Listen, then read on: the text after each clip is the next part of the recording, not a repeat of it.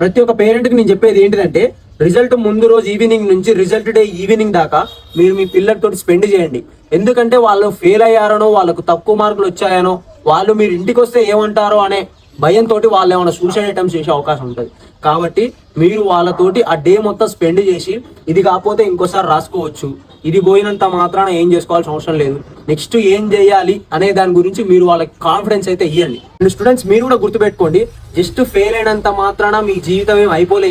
మీకు ఇంకా లైఫ్ చాలా ఉంది. దాంట్లో జస్ట్ మీరు ఒక చిన్న పార్ట్లో ఫెయిల్ అయ్యారు అంతే. నెక్స్ట్ ఏం చేయాలనేది ఆలోచించాలి. కానీ అదే జీవితం అనుకొని మీరు సూసైడ్ చేసుకోవడం అట్లాంటివి మాత్రం అస్సలు చేయకండి. అర్థమైందా? చుట్టాలు, రిలేటివ్స్ వీళ్ళు ఏదో అనుకుంటారని మీరు వాళ్ళ గురించి ఆలోచించి మీరు ఆ టైంలో సూసైడ్ చేసుకునే డెసిషన్ మాత్రం అస్సలు తీసుకోకండి. వాళ్ళు నలుగురు ఎప్పుడు అనుకునేది అనుకుంటూనే ఉంటారు. కాబట్టి మీరు సరిగ్గా ఆలోచిస్తారని కోరుకుంటున్నా.